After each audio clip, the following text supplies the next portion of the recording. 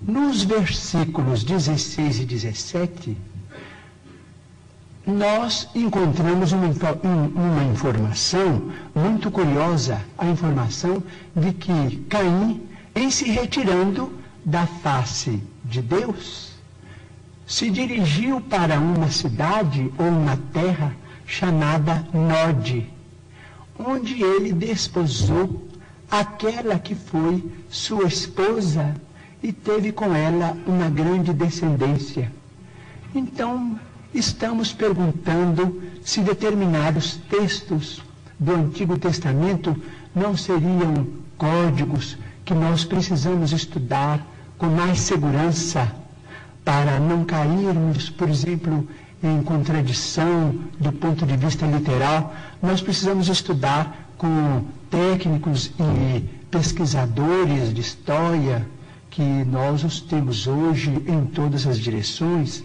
Digo isso com o máximo respeito, porque se Caim matou Abel antes do nascimento de Sete, mas casou-se numa cidade chamada Nod, onde encontrou a sua mulher, aquela que foi sua esposa, e com ela teve uma grande descendência, o assunto exige estudos especiais de nós todos.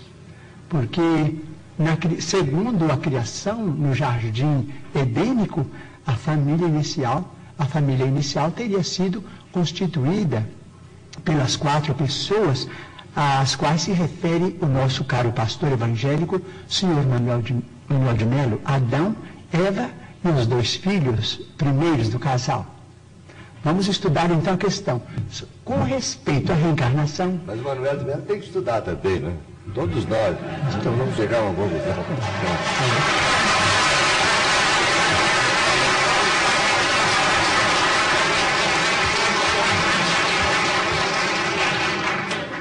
Bom, com respeito à reencarnação, posso dizer? Pode, Chico. Com respeito à reencarnação, nós, os espíritas, estamos diante de uma realidade inconteste para nós. Mormente na vida mediúnica, temos assistido, nestes quase 45 anos de espiritismo evangélico à luz dos princípios kardecianos, a desencarnações e reencarnações. Mas permitimos-nos também perguntar ao senhor Manuel de Melo, nosso caro pastor evangélico, senhor da pergunta, e também àqueles que fazem objeções contra os princípios da reencarnação, permitimos-nos perguntar sobre o sofrimento das crianças. Por exemplo, não vamos nos referir aos adultos, porque seria alongar muito a resposta, mas vamos pensar nas crianças. Por exemplo, nós, os espíritas, muitas vezes encontramos determinados casos de suicídio, e às vezes suicídio acompanhados de homicídio, ou às vezes apenas de homicídio. Mas vamos encontrar esses problemas do complexo de culpa levado para além desta vida, e depois esse complexo de culpa renascido com aquele que é responsável por ele através de sofrimentos que só podemos entender através da reencarnação.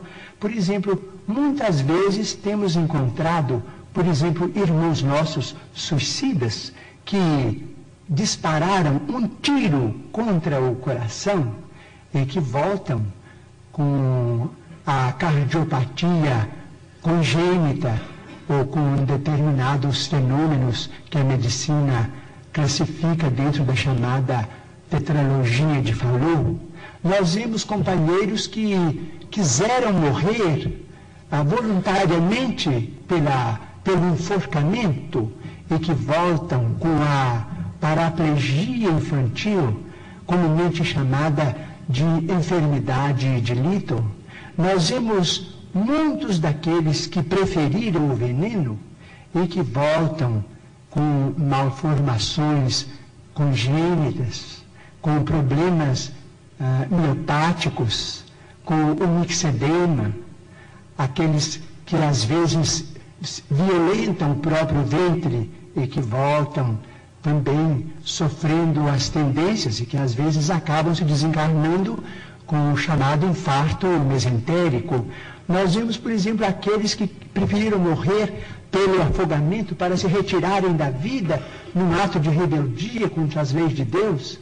Vemos, por exemplo, aqueles que preferiram o afogamento e que voltam com o chamado enfisema pulmonar.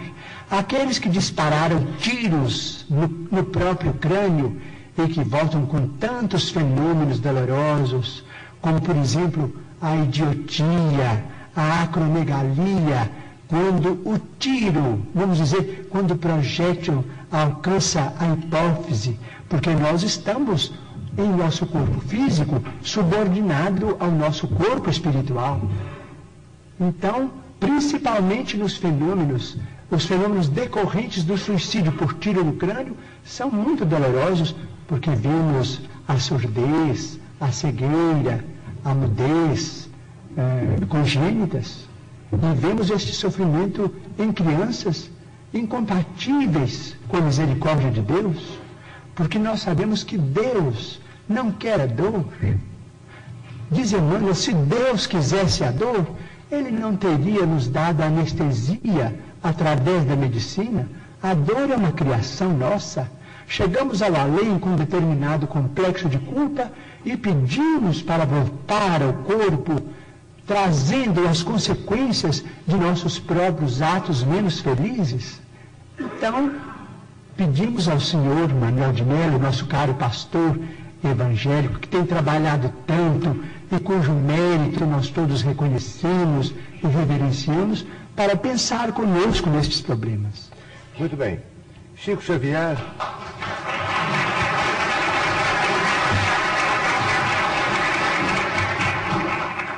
Chico Xavier, eu não ponho em dúvida a sinceridade do seu ministério espiritista. Eu creio firmemente que o senhor trabalha com profundo amor à sua causa e à sua doutrina. Mas eu vou insistir no aspecto mais conhecido da sua obra, das suas atividades, que é aquela do escritor psicográfico. O senhor afirmou, logo a minha primeira pergunta, que escreveu 107 livros e que tem 4 no prelo. Na literatura brasileira, o senhor é, depois de Coelho Neto, o mais prolífico dos escritores que já redigiram na língua portuguesa. Por outro lado, o senhor disse, respondendo a uma pergunta minha, que havia feito apenas um curso primário.